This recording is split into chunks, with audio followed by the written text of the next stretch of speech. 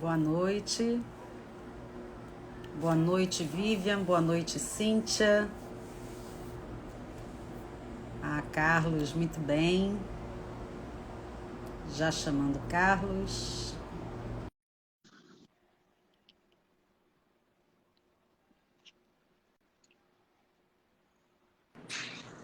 Boa noite, doutor Carlos Aragão. Tudo jóia? Patrícia, boa noite. Como é que você está?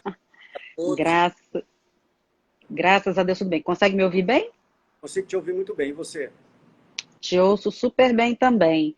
Agradecer, olha, Sandra Caetano acabou de entrar. Pisci Maria, Maria Emília, Vivian, também Cíntia, obrigada por vocês estarem aqui com a gente, Anne. Muitas pessoas conhecidas, Patrícia, já entrando. Eu não vou falar de uma por uma, porque, como sempre, eu posso posso incorrer naquele erro de esquecer alguém. Mas muitas pessoas que eu conheço, pessoas queridas, né, e que eu fico muito feliz que estejam aqui com a gente.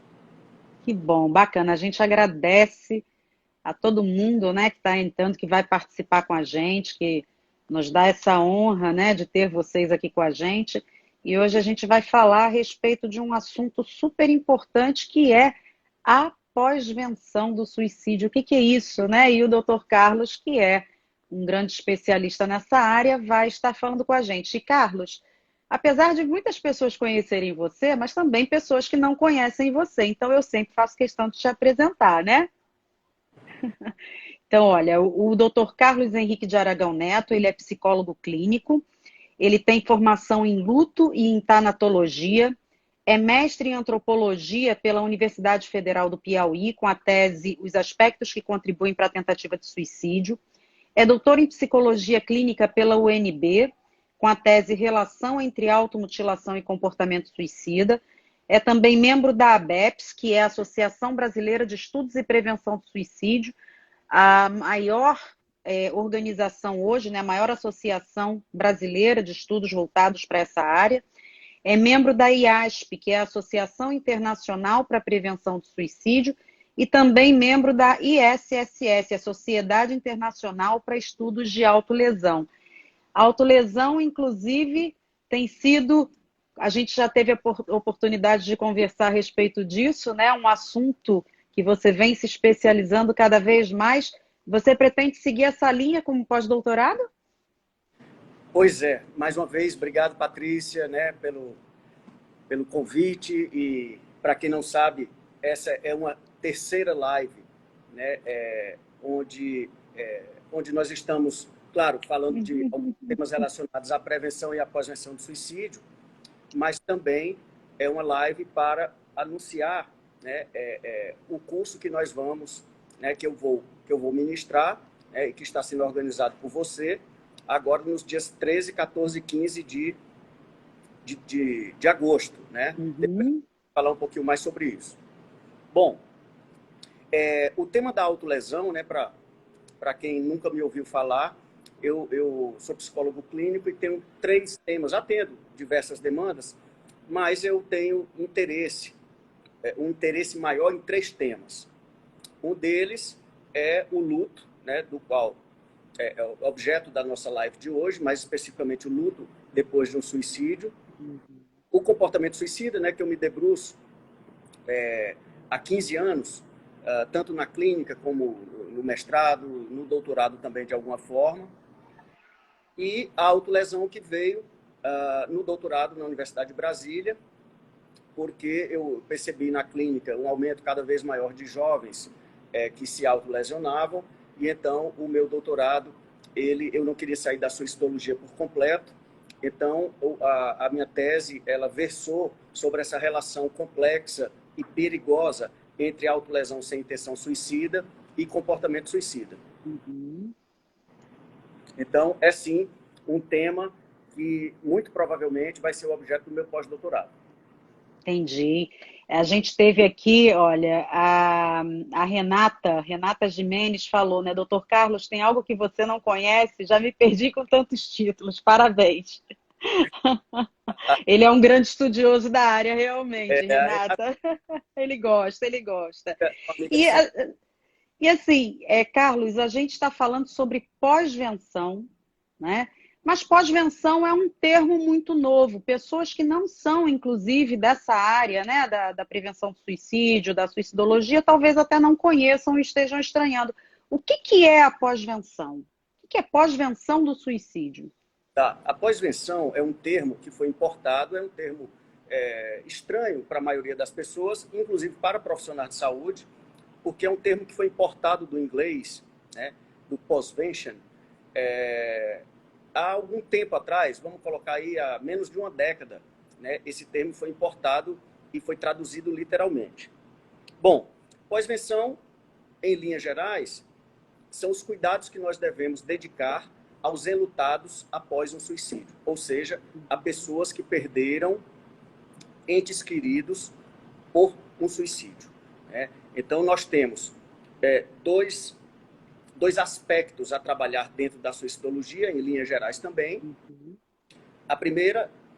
O primeiro aspecto é a prevenção, ou seja, tudo aquilo que a gente deve fazer para evitar que alguém tire a sua vida.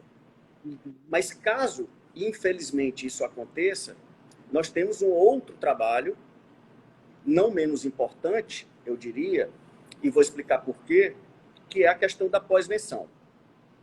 Porque que são os cuidados, mais uma vez, dedicados aos enlutados.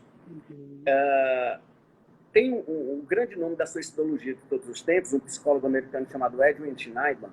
Lá na década de 60, ele já dizia que trabalhar com os enlutados por suicídio, ou seja, acolher, escutá-los e, por vezes, ter que tratá-los dentro da saúde mental, com terapia de luto, por exemplo, esse trabalho é muito importante porque uma parte desses enlutados também entra em risco de suicídio, né? O luto por suicídio é algo tão potente que, em algumas situações, repito, não estou querendo generalizar em absoluto, não se pode generalizar nunca algo sobre comportamento humano, mas nós estamos baseados em evidências para falar, né, isso já dizia o Schneidman lá atrás, o grande nome da suicidologia de todos os tempos, que uma parcela das pessoas enlutadas também entra em risco de suicídio em algum momento do seu processo de luto. Por isso, como dizia o Schneidman, e eu repito aqui, a pós-venção é também uma prevenção. Trabalharmos, acolhermos, escutar e, quando necessário, trabalhar dentro dos aspectos da saúde mental com enlutados por suicídio também é uma forma de prevenir suicídio.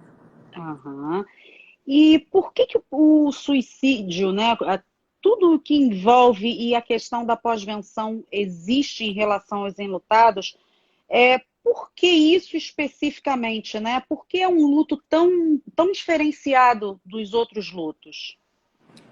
Patrícia, antes de falar disso, né, é sempre bom a gente partir de um conceito, né? Então, por mais que todo mundo fale, ainda mais em tempos de pandemia, né, quantos lutos foram produzidos, digamos assim, né, foram acarretados por causa desse processo de pandemia, principalmente o luto de perdas concretas, ou seja, a quantidade enorme de pessoas que perderam entes queridos pela Covid, mas também outros lutos de perdas simbólicas, como perda do emprego, muitas vezes as separações conjugais, que me parece que aumentaram durante a pandemia. Então, a perda principalmente no primeiro momento da pandemia, a perda do direito de liberdade de ir e vir das relações presenciais, a perda do mundo presumido durante um período, sempre foram lutos simbólicos, né, gerados fora o luto de perdas concretas, como a questão de perder um ente querido.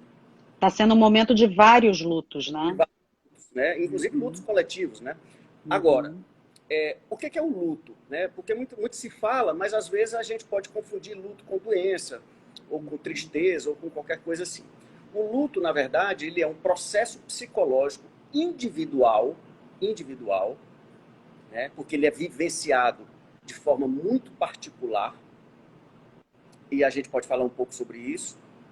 É um processo individual que ocorre depois de uma perda concreta ou simbólica. Perda concreta é a perda de um ente querido, a perda de um animal de estimação, por exemplo. E perdas simbólicas, como eu disse, uma separação conjugal, o rompimento de vínculos afetivos, a perda do emprego, etc. Então, o luto é um processo individual que ocorre após uma perda concreta ou simbólica. É um processo multidimensional, isso é importante que se diga, porque o luto ele pode afetar várias das nossas dimensões. Desde a dimensão espiritual, o luto do suicídio causa muito isso, né? O questionamento da fé, os questionamentos sobre Deus, às vezes as brigas com Deus ou com uma entidade que você acredite, né? A gente pode falar um pouco disso também. Por que eu? Por que foi o meu filho? Por que aconteceu isso comigo? E isso pode mexer na nossa relação com a nossa religiosidade ou com a nossa espiritualidade. Mas o luto pode também afetar uma dimensão física, com dores físicas, né, somatizadas, a nossa dimensão emocional, a nossa dimensão profissional, a nossa dimensão acadêmica, a nossa dimensão social, etc. Ou seja, o luto é um processo multidimensional. E que pode ou não ser validado socialmente, que é um outro aspecto também do luto. Então, tem lutos que são validados socialmente. Tem outros que não são. O luto por suicídio, por exemplo, não é validado socialmente. O luto de uma mãe que abortou, que teve uma perda gestacional ou uma perda neonatal, também é uma perda não validada socialmente. Porque o que significa não ser validado socialmente? Significa que você não tem a liberdade para expor a sua dor, a dor da sua perda, livremente. Porque muitas vezes você é objeto de preconceito, de doutrinas. Exemplo, né? Eu que fiz o meu trabalho de conclusão de curso dentro de uma UTI neonatal, e todas as vezes que uma mãe perdia um filho na UTI neonatal, durante a minha pesquisa, eu era quem ia acolher a mãe. O que essas mães mais escutavam, e continuam escutando, infelizmente, é que, veja só, mas você ainda vai ter outros filhos, mas você já tem outros filhos, mas você nem conheceu o seu filho. É uma barbaridade. É uma barbaridade.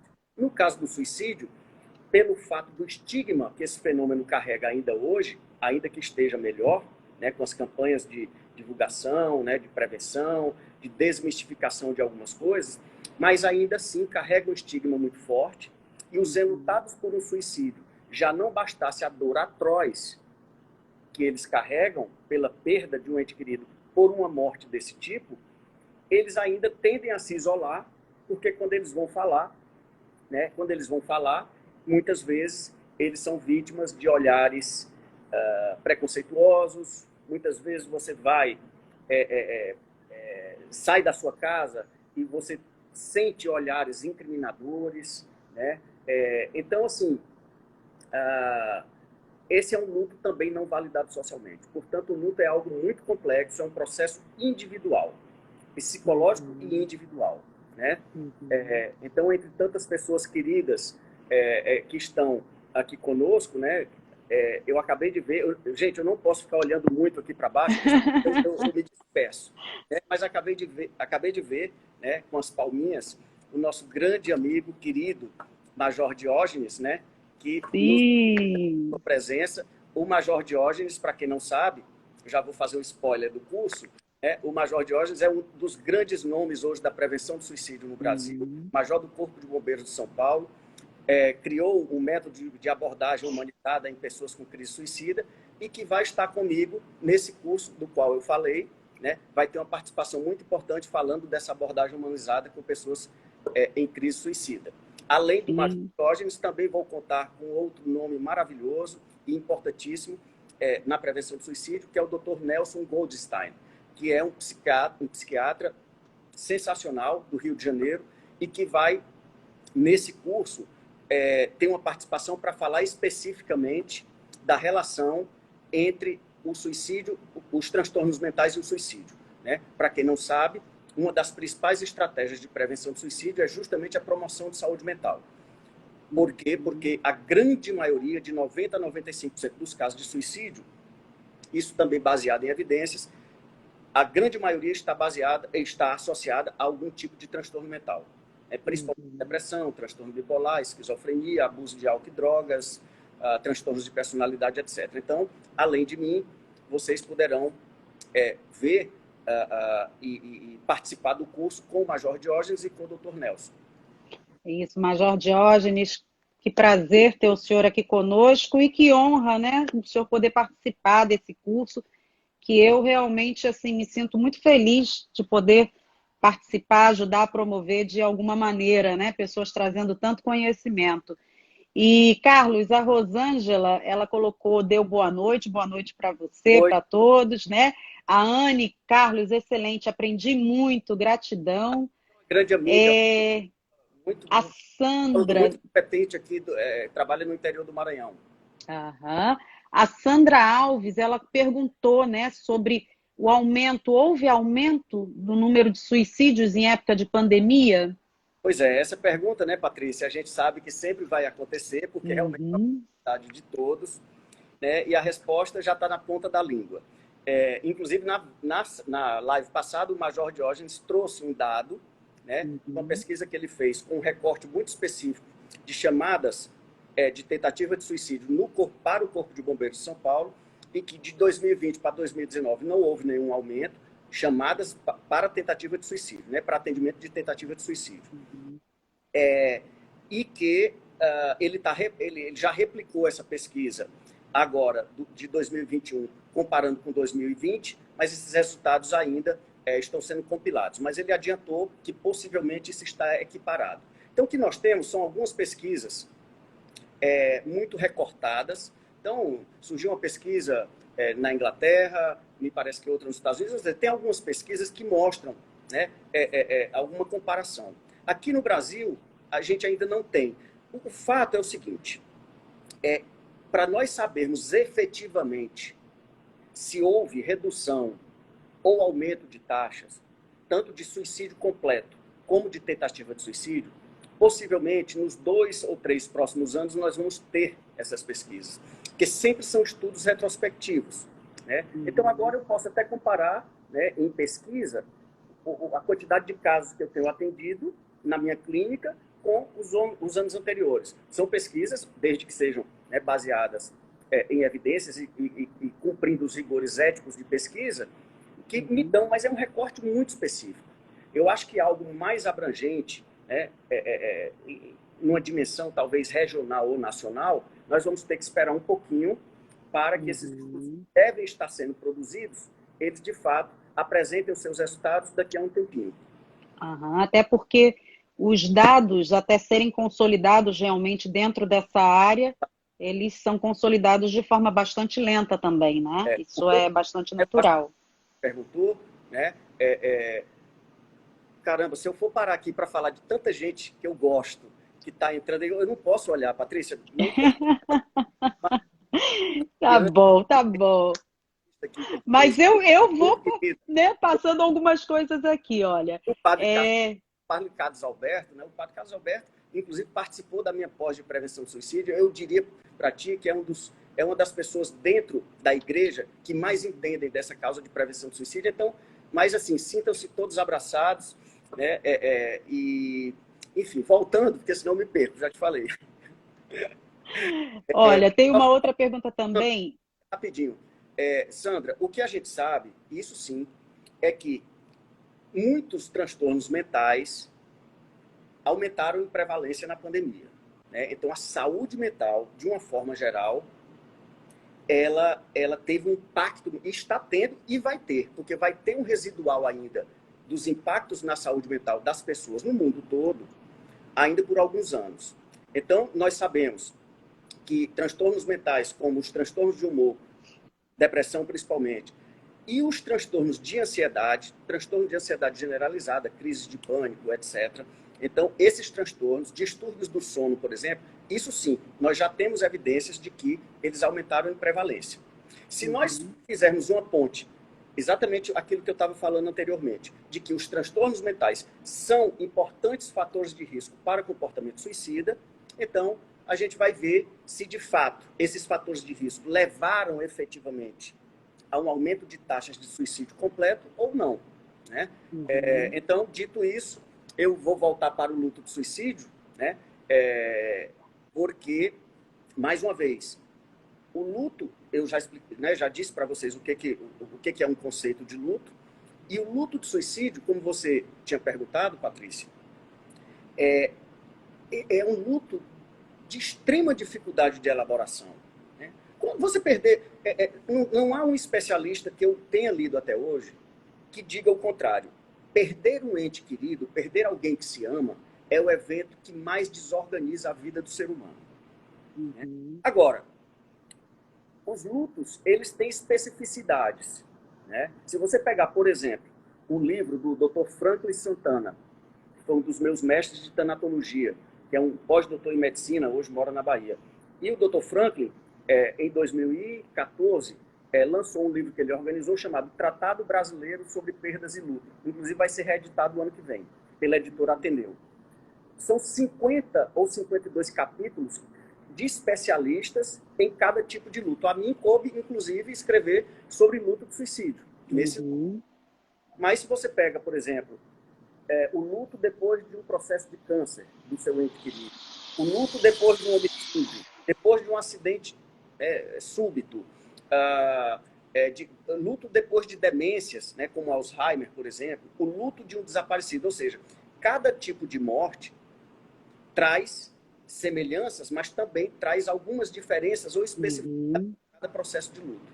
Uhum. Voltando para o luto do suicídio é, na minha opinião, um dos mais difíceis lutos de se elaborar, de se processar a dor da perda. Por quê? Porque ele traz algumas especificidades que outros lutos não trazem, ainda que sejam lutos de perdas súbitas, violentas e trágicas, como, por exemplo, um homicídio. Né? O suicídio, primeiro, não foi alguém, no caso de a diferença para um homicídio ou para um acidente de carro, não foi alguém que matou o seu ente querido. Não foi o carro que capotou e matou o seu ente querido. No suicídio, isso traz uma dificuldade enorme para a nossa compreensão, que foi alguém que tirou a própria vida. É diferente, muito diferente, muito diferente. Né? Então, alguém tirar a sua própria vida, via de regra, vai contra, primeiro, a preservação da espécie, ao nosso instinto de sobrevivência, ou seja, para a grande maioria de nós que não pensa em tirar a vida, se há a iminência de um acidente ou de um tiroteio, você vai tentar se proteger. Se você está doente, você vai ao médico para tentar curar. Isso é instintivo mesmo, né? Então, e um dia chega alguém que, de forma subliminar, mas também direta, através do seu ato, diz o quê? Eu não quero mais viver. Eu desisto da vida. Eu vou contra tudo isso.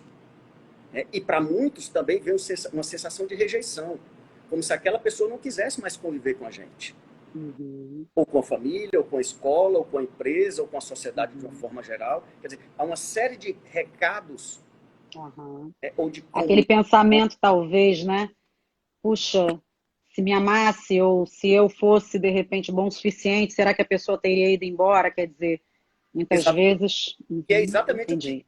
E é exatamente, né, o que traz a culpa. Né? E aí, mais uma vez, olhando aqui a Vivian Zinker, né, que acabou de colocar os porquês e os ICs, ela que é também uma grande especialista em pós-venção, a Vivian é uma psicóloga, uma psicoterapeuta maravilhosa, lá de Minas Gerais, que trabalha na equipe do Dr. Humberto Corrêa, né, que é o presidente da Associação Latino-Americana e do Caribe de Prevenção de Suicídio. Inclusive, a Vivian tem um dos grupos de pós-venção que existem no Brasil, é um grupo que ela comanda lá na UFMG. Né, que bacana. De apoio aos enlutados por suicídio. Então, e ela está colocando, exatamente. Então, você tem, através do que você falou, Patrícia, primeiro, a incompreensão de como uma pessoa pode tirar a sua vida. Se você nunca passou por isso, eu sempre me pergunto, eu trabalho com isso há 15 anos. Né? Atendo muitas pessoas com comportamento suicida e muitas pessoas enlutadas por suicídio. Se você me perguntar, você consegue entender completamente por que alguém tira a sua vida? Eu digo que não. Eu não entendo. Completo. Você entrar no mundo daquela pessoa, entender na sua integralidade aquele ato, eu não entendo. O que eu faço no meu trabalho, me aproximar ao máximo, obviamente, com o que eu já estudei, com o que eu estudo, com o meu trabalho, com a minha sensibilidade de terapeuta, né, com a capacidade de escuta, etc., etc., é tentar me aproximar ao máximo da dor do outro, né? Nesse caso, alguém que quer se matar, e no outro caso da pós-venção, alguém que perdeu um ente querido por suicídio, para ver como é que eu posso ajudar. Né? Mas é algo à beira do incompreensível, o ato suicídio. A não ser que seja alguém que já passou por aquilo. Né? Graças a Deus não é o meu caso. Então, esse é o primeiro ponto. Como a Vivian disse, os porquês e os sis. Por que que ele se matou? Por que que ele não falou comigo? Por que que ele não me falou do problema dele que eu iria ajudá-lo? E os porquês e os porquês. E os e sis são aqueles, mas e se eu tivesse conversado com ele naquele dia? E se eu tivesse falado para ela alguma coisa? Né? E se eu estivesse em casa no dia que essa pessoa tirou a vida? Aí são os e sis. Aí você junta os porquês e os e sis, e eles rondam e atormentam a mente e o coração, simbolicamente falando, do enlutado, o que traz uma dor tremenda. E aí isso vai gerando o principal sentimento, quer dizer, são vários sentimentos muito potentes no luto por suicídio. O principal deles, sem dúvida alguma, é a culpa. A sensação de que sempre poderia ter feito algo que não fez, né? Algo para evitar aquilo. O segundo maior sentimento, ou mais presente, é a raiva. Muitas vezes essa raiva se mistura com a culpa. E essa raiva, como eu sempre digo quando falo de pós-venção, é uma raiva bidirecional. Muitas vezes. Por quê? Porque muitas vezes eu tenho raiva de mim, porque eu não evitei, ou porque eu deixei de fazer alguma coisa na minha cabeça. Essa raiva muitas vezes se mistura com a culpa, mas também muitas vezes é uma raiva de quem morreu. Então isso traz uma outra grande dificuldade para a elaboração do luto de um suicídio, que é, puxa vida, o meu pai se matou, eu já estou eu já estou sofrendo tremendamente e eu ainda me dou conta de que eu estou com raiva do meu pai, porque ele me abandonou, porque ele fez isso, como é que ele fez isso comigo, como é que ele... Você entende? Então, é muito complexo, né? Então, um dos trabalhos da pós-venção, no acolhimento e no tratamento aos enlutados de um suicídio, é justamente ajudá-los dentro do possível, a separar, né, esse balaio de sentimentos que muitas vezes a pessoa não consegue separar. Uma coisa é culpa, outra coisa é raiva, outra coisa é a vergonha, né, do ato que foi cometido por um ente querido. Né? Então, esse é fazer com que a pessoa reconheça aquele sentimento e dê nome a ele. A partir daí, isso pode ajudar e ajuda, né, no processamento e na elaboração, né, desses sentimentos. Então, você falou a questão da vergonha, Carlos, e hoje, como você mesmo falou, né, a gente vem através de uma série de movimentos, né, a gente percebe que esse assunto ele já aparece de uma maneira mais fluida, mas mesmo assim ainda tem muita questão do preconceito, né, muito a questão do tabu, e eu fico pensando há tempos atrás em que era um assunto totalmente escondido mesmo, né, era um luto totalmente não validado, porque existia aquela sensação do tipo, o que as pessoas vão pensar? Né? Será que alguém acha que eu fui o grande responsável por isso? Né? Então, quer dizer, eu imagino justamente essa mistura de sentimentos, culpa, raiva, vergonha, né? Que lidar com tudo isso, além da perda, necessite realmente desse acompanhamento muito intenso, né? Não tenho dúvida. Ainda hoje, mesmo com as campanhas de Setembro Amarelo, mesmo com o avanço da preocupação, né, com a prevenção do suicídio, né, não é à toa que em 2019 foi sancionada uma lei federal, que é a Lei Nacional de Prevenção do Suicídio e da Automutilação, que é a Lei 13.189/19, alguma coisa assim. Ou seja, nós temos avançado bastante, felizmente, né, na discussão sobre o fenômeno do suicídio, principalmente a sua prevenção e a pós-venção. Mas ainda acho que estamos longe, né, de um momento ou de um ambiente em que seja eu que quero tirar minha vida, ou seja, eu que perdi um ente querido por suicídio, tenha uma liberdade maior e uma tranquilidade maior e um acolhimento maior para falar disso. Né? Em função desse estigma que ainda hoje o suicídio carrega. Não é à toa que tem vários mitos acerca do suicídio. Agora, você falou uma coisa sobre a questão dos cuidados, e assim, isso não está em nenhum livro sobre pós-venção, né? Mas, na minha opinião, repito, eu hoje tenho uma convicção de que, eu não vou falar de todos, porque, novamente, a gente nunca pode falar de todos. Né? Ninguém pode generalizar algo em relação à condição humana ou ao comportamento humano. Mas eu diria que a enorme maioria das pessoas que perdem um ente querido por suicídio deveriam ou devem procurar ajuda profissional o mais rápido possível. Repito, eu não estou... Isso é só uma impressão que eu tenho, mas também baseada no que eu vejo. Perder um ente querido por suicídio não é pouca coisa. É uma dor muito grande. É muita coisa, é muito pesado, é muito complexo. Então, acho que as pessoas que podem e que reconhecem isso devem sim procurar ajuda profissional qualificada para esse suporte. É claro que uma engrenagem que se move a favor de alguém, no caso do acolhimento ou do tratamento, não é uma engrenagem que requer só um psicoterapeuta ou um psiquiatra quando necessário. Eu estou falando em caso de luto. Mas sim uma engrenagem que se move também através da família, dos amigos, da igreja para quem tem alguma fé, dos colegas de trabalho, enfim, toda essa rede de suporte que a pessoa pode acionar. Mas, no caso de um luto por suicídio, mais uma vez, eu acredito que a grande maioria das pessoas ou precisa ou vai precisar de uma ajuda profissional, de psicoterapia principalmente, porque é algo muito complexo, muito difícil e, enfim, é algo que sozinho não é fácil.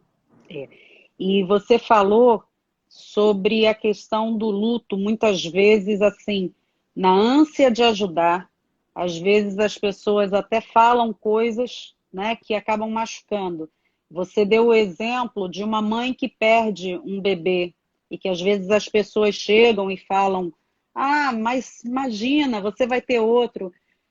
Carlos, acredite, eu já ouvi esse relato de uma pessoa ouvindo isso com uma filha já adolescente, filha única, né? E algumas pessoas também colocaram para essa mãe, mas você pode ter outro filho. Então, assim, a gente sabe que às vezes até lidar com isso também, né?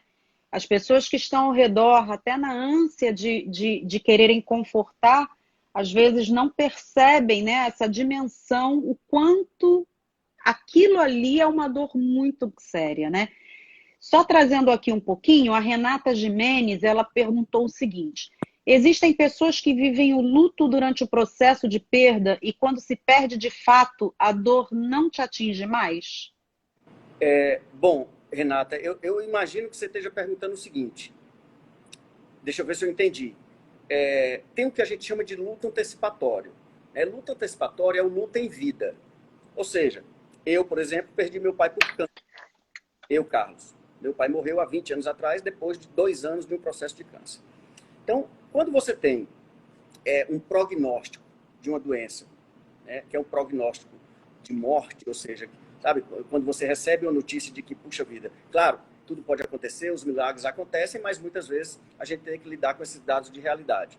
Ou seja, então, quando existe um prognóstico como esse, diagnóstico de uma doença de uma doença crônico-degenerativa, coisa desse tipo, então existe um enlutamento em vida, tanto da pessoa, como da família, da equipe que está cuidando, inclusive, etc., que a gente chama de luto antecipatório. Mas, quando efetivamente há a morte, ou seja, a pessoa passou 10 anos com câncer, então é um luto vivido ao longo de 10 anos, aquela dificuldade toda e tal. Mas quando a pessoa morre, por mais que você espere, e às vezes por mais até que você deseje, porque tem mortes que trazem um alívio, você vê tanto aquela pessoa em sofrimento, que por mais que você goste dela e quisesse que ela continuasse, mas a morte também traz um certo alívio diante daquele sofrimento atroz que aquela pessoa passou.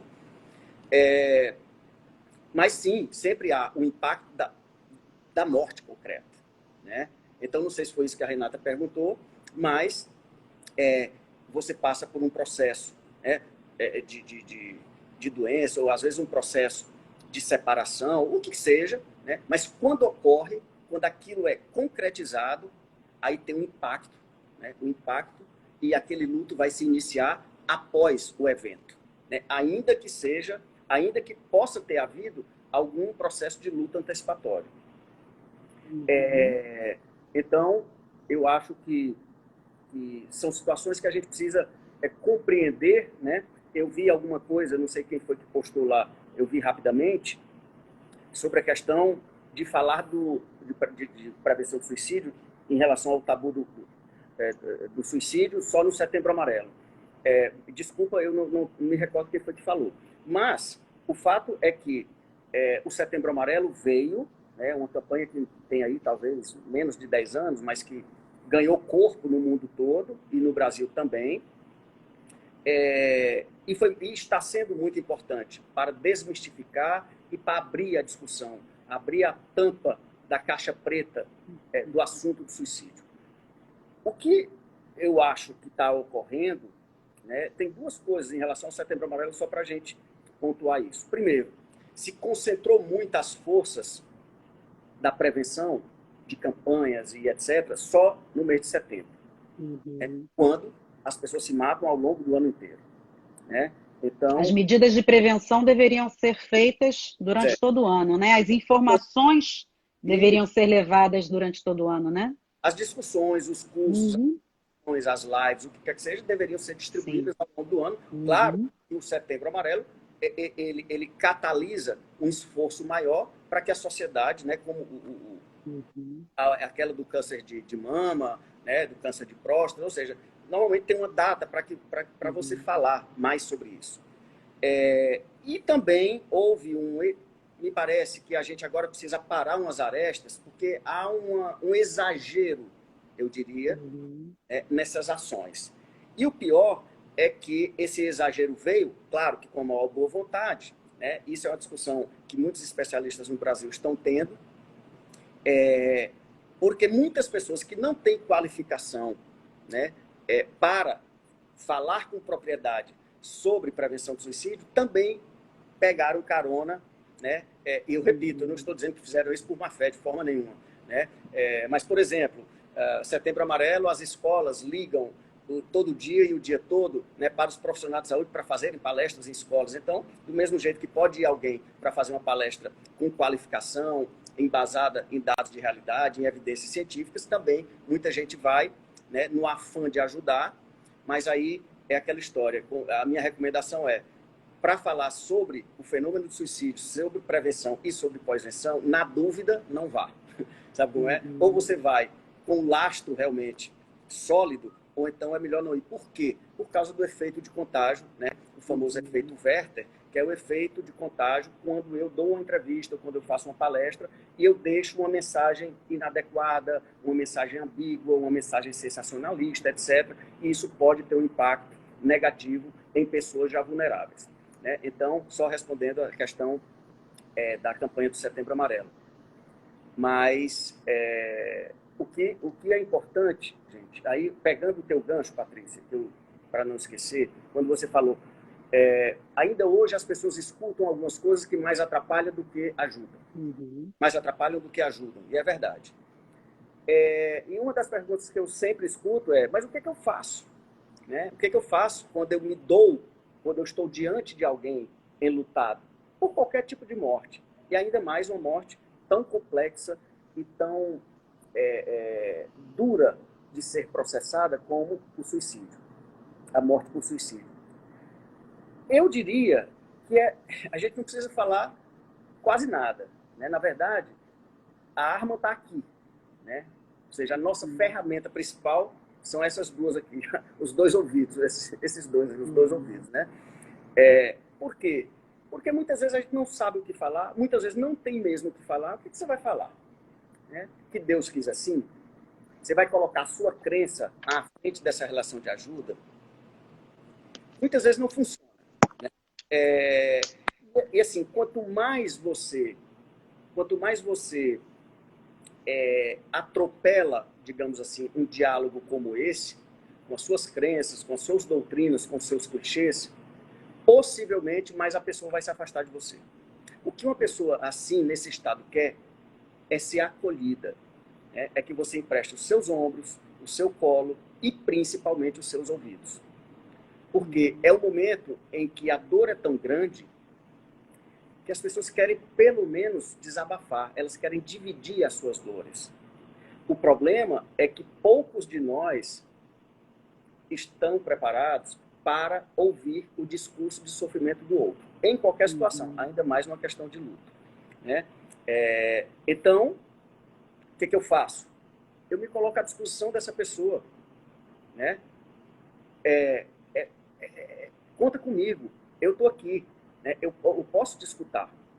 Se eu tiver alguma coisa para falar que possa agregar, ótimo, é um direito meu também.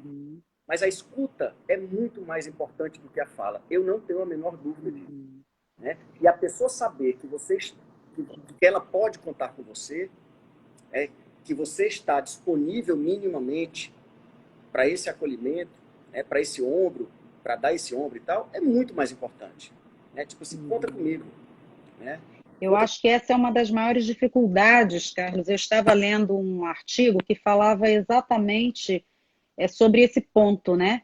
Que muitas pessoas, porque é um momento de grande fragilidade em que as pessoas precisam muito desse apoio, além de muitas vezes não poderem falar claramente porque tem medo do julgamento, tem aquela curiosidade mórbida, né, que às vezes vem, mas ainda tem um outro fator. Às vezes as próprias pessoas, por não saberem o que falar e não saberem como lidar, se afastam. Exato. E se afastam no momento que a pessoa está precisando muito desse apoio, né, desse acolhimento, desse poder falar livremente, né? Exatamente. Eu acabei vendo aqui também que a Lucy é uma amiga aqui de Teresina, né, que se pronunciou, falando que é importante, né, que as pessoas se disponham, né, a estar junto, né, e que ela sente isso, o abandono, né, pelo processo dela. Então, isso vai ao encontro do que você falou, né, porque muitas vezes, quando você perde um ente querido, ainda mais diante de uma tragédia como é o suicídio é uma tragédia. Não há nada que possa adjetivar melhor o suicídio, na minha opinião, do que uma tragédia. Do que tragédia, né? Aliás, isso, a própria diretora da OMS, no relatório dela, lá, de tempos atrás, ela já disse, todo suicídio é uma tragédia. Então, muitas vezes, você tem um assédio muito grande. Assédio, entendam, entre aspas, né, no bom sentido, né, de pessoas para acolher ou para estar junto do enlutado depois, dias depois ou semanas depois da morte do ente querido. E depois, claro, todo mundo tem a sua vida, seu ritmo de vida, mas muitas vezes a pessoa começa a ficar muito só, né? Principalmente quando é uma morte que carrega um estigma, assim como o suicídio. Então, é muito importante também que a gente perceba isso, né? Esse é um fenômeno, por exemplo, que também ocorre nas grandes tragédias como Brumadinho, né? Você vê lá 500 voluntários trabalhando, o que é muito importante, né? Muito importante, para dar o suporte para aquele pessoal, como foi lá em Brumadinho, como foi lá na Boate Kiss, no acidente do avião da Chapecoense, e todos esses grandes desastres. Mas 3 meses depois, cadê? Porque, claro, os voluntários têm que voltar para suas bases, têm que trabalhar, têm que cuidar das suas vidas, né? E muitas vezes fica um vácuo muito grande. Né? Então, como diz a Lucy novamente, né? Essa é uma dor de perder uma pessoa querida por suicídio, e ela sabe disso, que muitas vezes tira a sua vontade de viver. Né? Tira a sua vontade de viver. Que era o que eu estava dizendo no início da live, por isso que o trabalho com os enlutados, que a gente chama de pós-venção, é muito importante, que é um trabalho de prevenção também. Prevenção, sem dúvida alguma. Hoje existem alguns grupos, né? Até teve uma pessoa aqui que disponibilizou o GAIS, Grupo de Apoio a Enlutados por Suicídio da Universidade Federal de Minas Gerais. Deve ter sido a Vívia. Né? Isso, a Vívia que tinha colocado isso, né? Oferecendo, inclusive, dizendo... E hoje existem vários grupos, né, de apoio cada vez mais, porque a gente percebe... O Centro de Valorização da Vida, o CVV, que é sempre importante lembrar que atende pelo número 188, né, que é tipo um pronto-socorro emocional, ainda que não seja feito exclusivamente de profissionais de saúde, mas eu fui voluntário do CVV 3 anos e sei do que eu estou falando, foi a minha grande escola de escuta. Então, o CVV, em algumas cidades brasileiras, eu não vou me recordar aqui de cabeça, tem também grupos de apoio a enlutados por suicídio, né? Assim como a Vivian tem o GÁS, né? A Vivian e a equipe dela tem o GÁS lá na UFMG, né? Aqui em Teresina tem um grupo do Centro Débora Mesquita, eu tive o cuidado de ligar hoje para lá, mas por enquanto, né, nesse processo de pandemia, eles só vão voltar aos atendimentos daqui a um tempo, né? Mas é importante que as pessoas procurem nas suas bases, nas suas cidades, porque às vezes tem grupos, né, de apoio a enlutados por suicídio. Aqui tem um grupo Vida que Segue, que é sempre importante lembrar, né? Mas esse é um grupo para pais que perderam filhos por suicídio, exclusivamente para pais, né? Mas é um grupo muito importante chamado Vida que Segue aqui em Teresina. E possivelmente em outros lugares do Brasil deve ter outras iniciativas tão importantes quanto essas que a gente falou. Uhum. E a gente conversa sempre bastante também, né, Carlos, sobre o papel da família, né? Porque a Cristina colocou aqui, né? A vida fica um deserto e um sentimento de culpa, né? Exatamente. E aí, como é que é essa sensibilidade, por exemplo? Porque a gente sabe que tem vários núcleos, né? Então, por exemplo, um pai de família que morre, a gente tem aquele núcleo central da esposa, dos filhos, mas esse camarada também é filho de alguém, né? Então, também é irmão de alguém, e no final, muitas pessoas acabam sendo envolvidas, né, dentro desse mesmo processo, né? Quando você fala nesse apoio, você fala nesse apoio a toda essa cadeia de enlutados, ou você fala principalmente daquela família do núcleo central? Eu falo a todos. Eu falo que esse cuidado precisa ser dedicado a todos os enlutados. É claro que, veja só, vamos voltar. Como disse a Cristina, quando você perde um ente querido por suicídio, é como se você estivesse caminhando numa terra árida. Por isso que ela colocou a palavra deserto e ela resumiu muito bem, né? Fica um deserto, um vazio muito grande. E o sentimento de culpa, né? Aliás, eu vou aproveitar, antes de voltar para a sua pergunta, pegando esse gancho da Cristina. Sim, a Djacira, acabei de ver aqui também, né, que é uma amiga, que é psicóloga, numa cidade aqui próxima, chamada Altos, aqui pertinho de Teresina, que tem um movimento lá chamado Altos a Favor da Vida. Ou seja, eu não vou, mais uma vez, lembrar de tudo, né, mas só aqui eu já lembrei de alguns movimentos muito importantes, né, tanto de prevenção como de pós-venção. Mas voltando para a questão da culpa, né, que a Cristina tocou. Veja, a culpa talvez seja um dos sentimentos mais traiçoeiros que a gente pode ter, né? E como no caso de um suicídio, mais uma vez, sem generalizar, mas a enorme maioria das pessoas enlutadas, a enorme maioria vai sentir uma dose de culpa, né? Isso está absolutamente baseado em evidências. Quando a gente vai ver, por exemplo, na clínica, que a gente vai fazer testes de realidade, que a gente vai pegar essa culpa e colocar aqui na nossa frente para a gente discutir, muitas vezes a gente vai ver que essa culpa não está baseada em dados de realidade. Ela foi criada e está sendo processada na nossa mente, né? Mas que ela não tem absolutamente nenhum indício baseado em dados de realidade. Por quê? A primeira coisa é que é um princípio que a gente não deveria esquecer, mas nós não temos o controle sobre a vida do outro, né? Nós não temos o controle sobre a vida do outro, né? Como diz a Cristina, que ela perdeu o pai dela recentemente por um suicídio, né? Mas, falando para ela e para todos que estão nos assistindo, né, a gente não tem um controle sobre a nossa vida, né? Como diz lá no filme Instinto, que eu assisti na época da faculdade, controle é só uma ilusão. Se você for parar... Outro dia eu fiz um exercício desse com um paciente meu na clínica. Eu falei, me cite 3 coisas ou pessoas que você controla. Ele não chegou na primeira. Né? Controla o quê? O que você controla? O que eu controlo? Talvez acender e apagar essa luz aqui. E olhe lá, porque ela pode queimar. Né? Daqui a pouco eu posso dizer que eu não controlo porque ela queimou. né? Esse ar-condicionado está marcando aqui 18 graus, mas eu não tenho certeza que nesta sala que eu estou está 18 graus. Pode estar 20, 19, 17. Né? Então, nós não temos controle sobre absolutamente nada. E eu sei que esse é um princípio difícil de compreensão e de aceitação. Porque tudo que a gente queria era ter garantias nessa vida. E nós nascemos e vamos morrer sem garantias. Agora, compreender, aceitar e lidar com isso não é fácil. Porque eu queria ter garantias. Eu queria ter garantias de que amanhã vai amanhecer sol se eu estiver na praia. Mas pode chover. Né? Agora, imagina se eu tenho controle sobre a vida do outro. Pode ser o meu filho, pode ser o meu pai. Não existe, eu não tenho sobre a minha. Né? Então...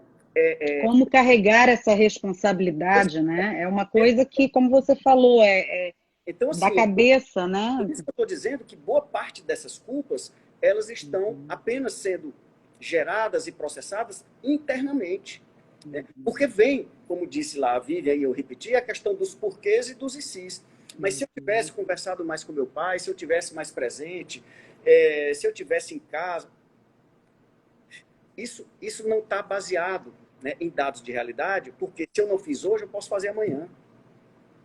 Quantas pessoas relutadas por suicídio eu já atendi, né? Poderia conversar com vocês um dia inteiro sobre esses casos, né?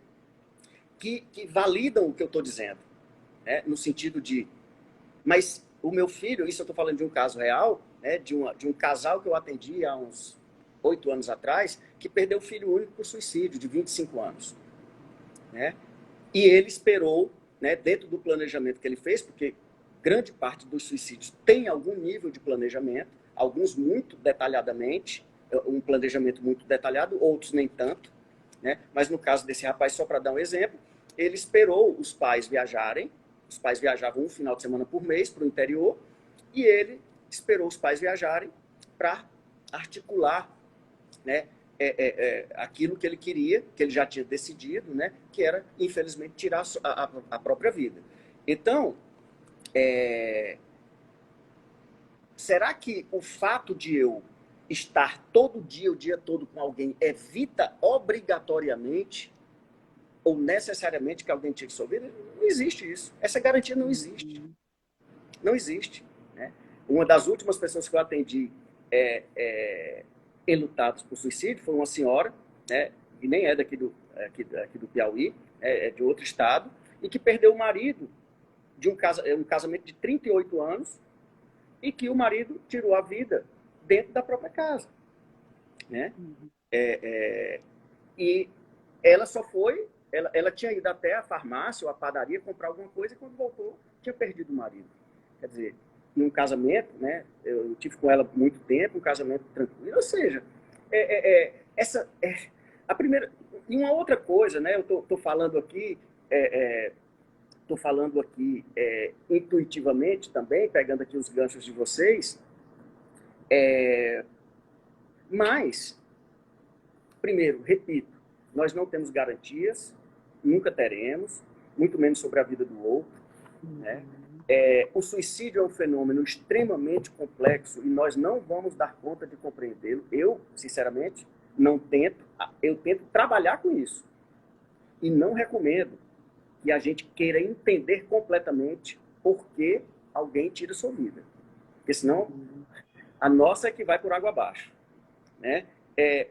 Até porque nós sabemos, e isso é absolutamente baseado em evidências, que o suicídio é multideterminado.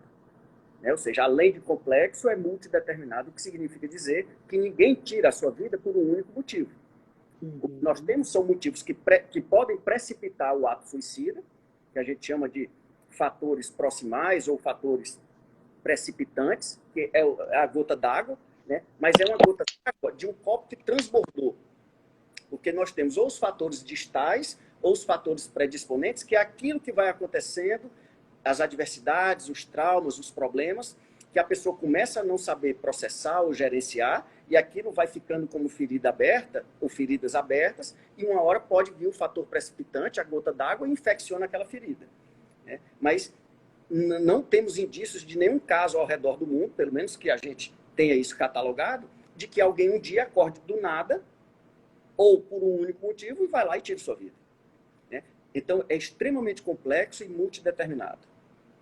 Portanto, eu acho que o que nos cabe, né, é a gente tentar da melhor forma possível, o que não é fácil, por isso que eu estou falando desde o começo da complexidade tremenda da elaboração e do processamento da dor de perder um ente querido por suicídio, né? E se a gente não consegue só, é bom que a gente se junte com a família, com os amigos e com os profissionais de saúde, se necessário, para que a gente possa ir tentando puxar o fio desse novelo, que é um emaranhado de sentimentos, de afetos, né?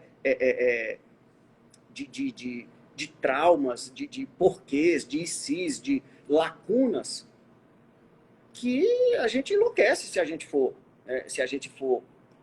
achar que vai achar uma causa, né? Se a gente for procurar, sabe, como uma agulha no palheiro e tal.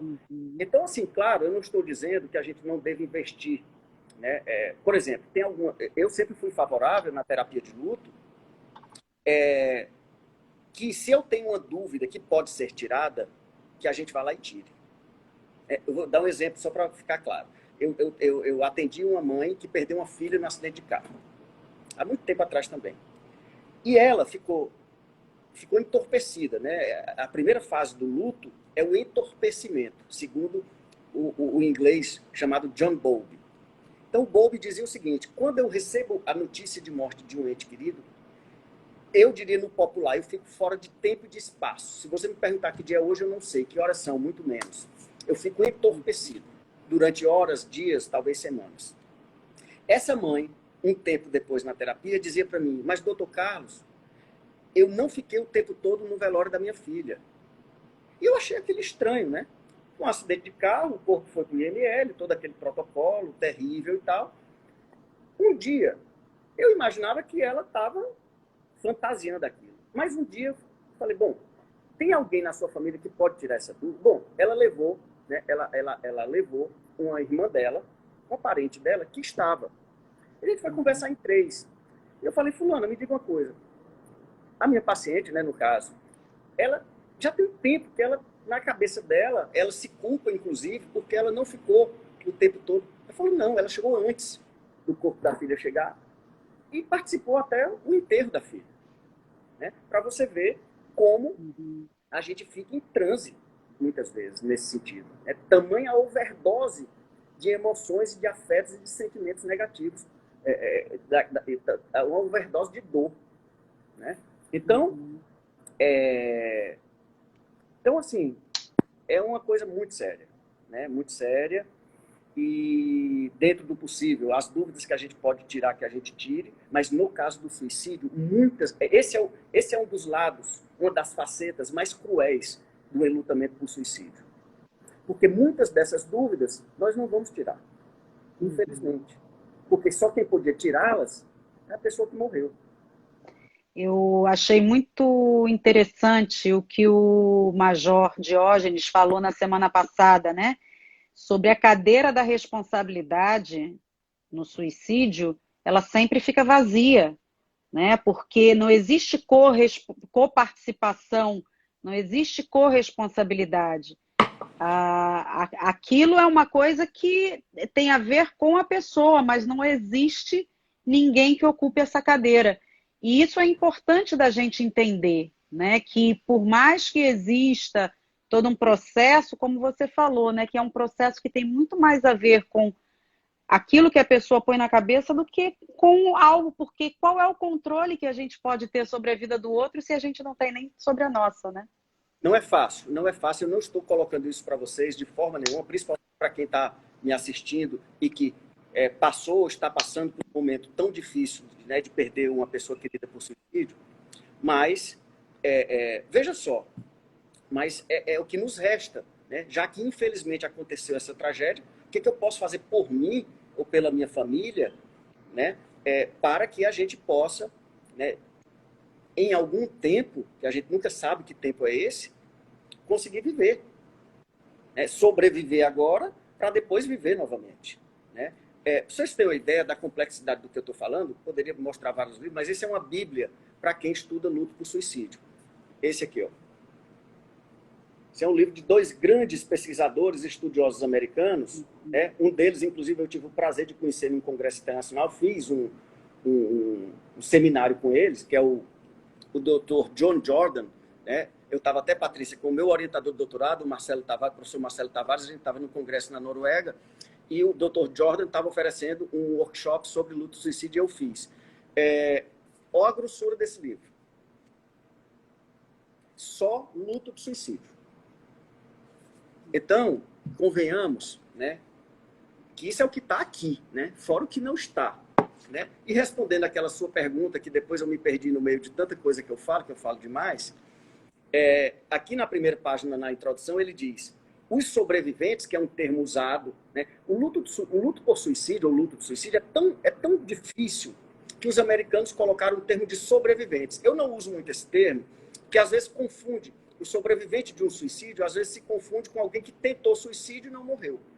Mas os americanos colocaram esse termo nos enlutados, ou seja, é um termo usado para os enlutados, sobreviventes de um suicídio. Tamanha a dificuldade de fazer essa travessia do luto depois de perder um ente querido por suicídio. Então ele coloca que os sobreviventes representam mães, pais. Você perguntou, é só a família nuclear? Tem pesquisas que catalogam mais de 26 relações que são afetadas por um suicídio.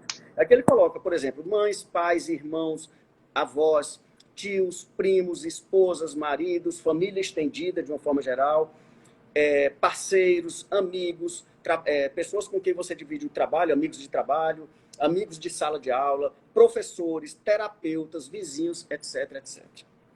Hoje nós sabemos, eu até coloquei na postagem que eu fiz anunciando a live, nós sabemos que, no mínimo, 100 pessoas, o Schneidman falava na década de 60 que um suicídio afetava brutalmente de 6 a 10 pessoas. Hoje nós falamos que, no mínimo, 100 pessoas são afetadas seriamente, violentamente, por um único caso de suicídio. Então, se você pegar os amigos de trabalho, com a família nuclear, com a família estendida, com os amigos da escola, se for um aluno, rapidinho você chega nesse número. E eu não estou falando de um impacto pequeno.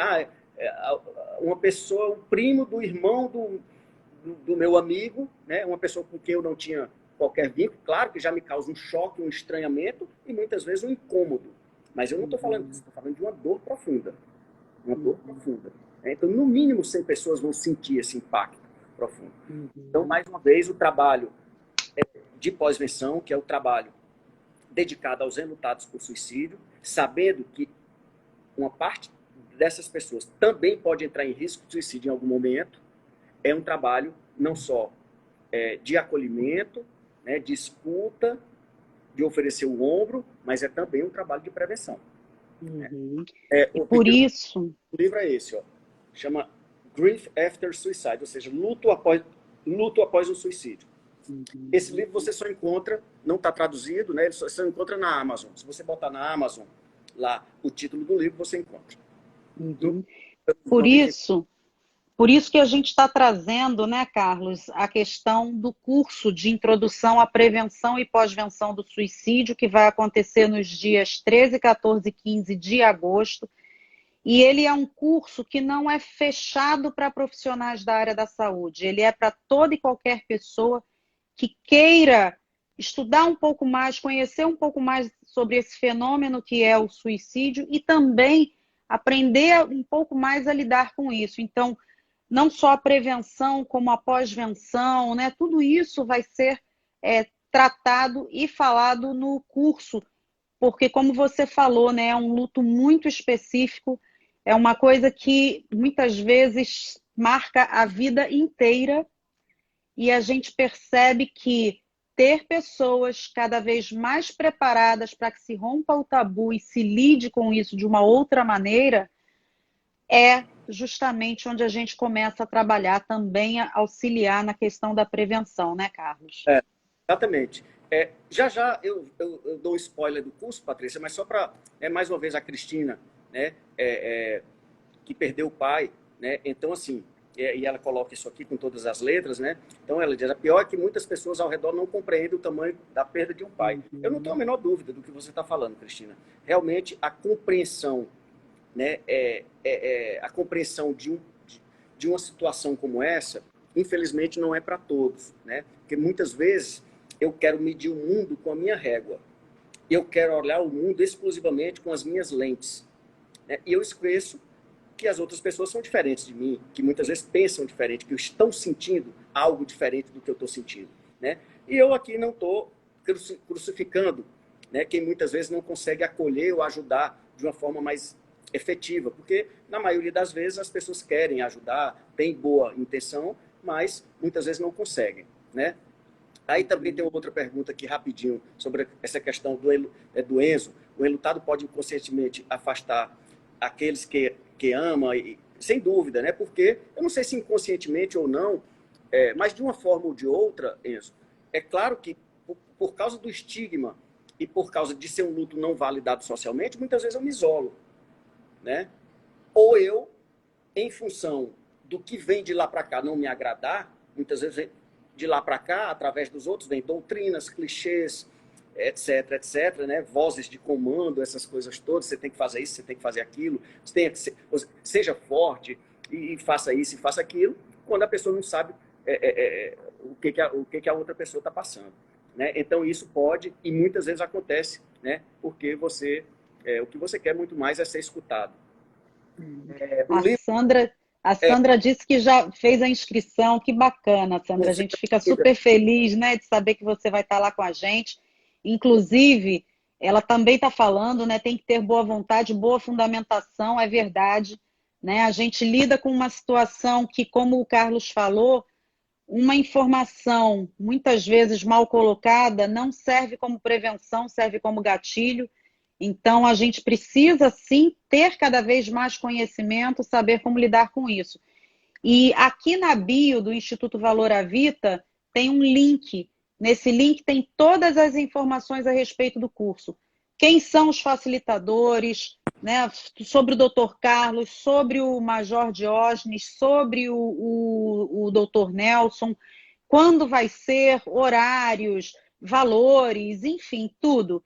E a gente sempre traz a possibilidade também, né, de, em agradecimento às pessoas que participam da live com a gente, quem entrar em contato através ou do direct, pode entrar em contato através do direct, ou então pelo telefone 21 97 324 3868, que aí, se a pessoa quiser fazer inscrição, recebe um link que tem 10% de desconto. Então, é uma maneira da gente também agradecer e presentear quem participa aqui com a gente. Carlos. O livro que pediram é o Tratado Brasileiro, viu, Cadu? Tratado Brasileiro sobre Perdas e Luto. Bom, então, já está na hora, né, Patrícia? A gente chegou aqui já, né? Infelizmente, dá vontade, né, da gente falar muito mais sobre o tema, mas queria, então, agradecer a todo mundo, agradecer a você e que você pudesse, né, colocar suas considerações também finais. Eu quero, né, novamente agradecer a todos e a todas que estiveram com a gente aqui, todas as pessoas que estiveram com a gente, grande parte, pessoas que eu conheço, pessoas queridas. Por último, aqui eu estou vendo as palminhas do Rogério Lupião. O Rogério é um grande amigo de Santos, né? O único defeito dele é que é santista, né? E me preocupa muito com isso. Mas o Rogério é um grande parceiro das expedições do Dharma, né? Principalmente as expedições aqui do sertão do Piauí. Abraço, Rogério. Mas, assim, em relação ao curso, só rapidinho, então nós vamos falar, a gente vai ter o Major Diógenes falando sobre a abordagem humanizada com pessoas em crise suicida, o Dr. Nelson falando com muita propriedade sobre a relação entre transtornos mentais e suicídio. Eu vou dedicar um tempo para a pós-venção, por isso que o curso é a Introdução à Prevenção e Pós-venção. Então, eu vou falar de aspectos generalistas, fatores de risco, fatores de proteção, conceitos, como é que se dá o processo, né, de uma crise suicida, desde a ideação até a tentativa, como é que funciona mais ou menos isso. A gente vai falar também sobre aspectos clínicos, mas como disse a Patrícia, pelo menos a minha intenção sempre, e acho que consigo de alguma forma, em não transformar as minhas falas e os meus cursos em linguagem puramente técnica. Por isso que a gente fala com tranquilidade que qualquer pessoa, independente de ser profissional da saúde, que queira fazer, né, que tem interesse por essa causa, vai tirar algum proveito. Né? Eu vou falar muito sobre casos clínicos, né, sempre ilustrando alguma coisa, os aspectos de abordagem, de escuta. Eu vou passar um documentário sobre esse tema, né, um documentário americano, um documentário brasileiro, depende, né, mas a gente vai passar um documentário para discutir todos os módulos ou todas as aulas, se assim vocês querem. A gente sempre tem um intervalo, ou melhor, sempre tem um tempo para vocês interagirem, ou seja, sempre há a participação, que para mim é muito importante, né? Jamais eu vou fazer alguma coisa só para eu falar. E, possivelmente, por último, né, eu gosto sempre de dedicar a minha última fala sobre algo sobre o sentido da vida, o vazio existencial e a relação disso com o suicídio. Né? Aqueles questionamentos filosóficos que muitas vezes a gente não dá muita importância, né? O que eu estou fazendo com a minha vida. Aliás, eu estou aqui com o livro na minha frente, não foi de propósito, mas enfim, está aqui. Ó. Esse é um livro chamado A Vida Não Vivida. É um livro de um junguiano, né? Baseado no Carl Jung. Então, o que a gente não investe também, né? Nesses mergulhos adentro, nessas viagens adentro? O que a gente investe muitas vezes só no que está fora, no que está nos outros, e esquece, né, de mergulhar em si? Então, eu gosto de terminar com esses questionamentos, né, com essas reflexões que eu acho que a gente deveria de tempos em tempos fazer, né, de olhar para o sentido das nossas vidas. Porque a ausência de sentido com S maiúsculo, gera o que a gente chama de vazio existencial. E aí, claro, muitas vezes esse vazio, ele pode ser um vazio tão grande, tão profundo, que pode até levar alguém a querer desistir da vida. Eu nunca esqueço, quando falo de vazio, de um paciente que eu tive, um garoto maravilhoso de 22 anos, que um dia eu perguntei como é que ele estava se sentindo. Ele disse: doutor, eu estou sentindo um vazio tão grande que é a única coisa que me preenche. Então, o tipo, essa citação eu nem gosto de falar, porque às vezes eu nem consigo falar, né? Eu fico arrepiado até hoje, tem 10 anos que eu atendi esse garoto. Então, normalmente eu gosto de terminar as minhas falas, os meus cursos, com algumas dessas reflexões, e aí, obviamente, alguma coisa que fizer sentido para quem está assistindo, ótimo. Né? Então, é por aí, Patrícia. Tá certo. Carlos, quero te agradecer muito mais uma vez, agradecer a todo mundo que esteve aqui com a gente, por essa oportunidade da gente trazer. Às vezes tem assuntos que, por mais que machuquem, que sejam incômodos, mas tem que ser falados, né? A gente precisa trazer, porque não falar sobre eles, eles não vão deixar de acontecer por causa disso. Então, quanto mais a gente puder ter clareza e puder ter informação correta, de qualidade, com quem conhece profundamente o assunto, melhor, né? Exatamente. Acabei de ver aqui também, né, que tem um outro grande amigo que eu não vejo há muito tempo, que fez a minha pós aqui, que investe muito em prevenção de suicídio em Brasília, que é o João. Abraço, João. Saudade de você, rapaz. O João fez a nossa pós aqui, é um cara muito bacana, gosto muito dele. Entre tantas outras pessoas, desculpem se eu esqueci de alguém, porque hoje eu não sei por que eu estou até com concentração melhor. Eu fico vendo essas mensagens, eu me perco. Se eu não falei de alguém ou com alguém, me perdoem, mas não é por mal. É só uma questão de manter aqui o raciocínio. Mas queria muito agradecer a você, Patrícia, novamente, a todas vocês e a todos vocês. Né? Quem se dispuser a estar com a gente no curso, dia 13 a gente se vê. Vai ser uma honra, com certeza. E é isso. Né? Até a próxima. Tá certo. Obrigada a todos. Uma boa noite e até a próxima. Tá bom? Um beijo para todo mundo. Fiquem com Deus. Até a próxima. Fica com Deus, Carlos.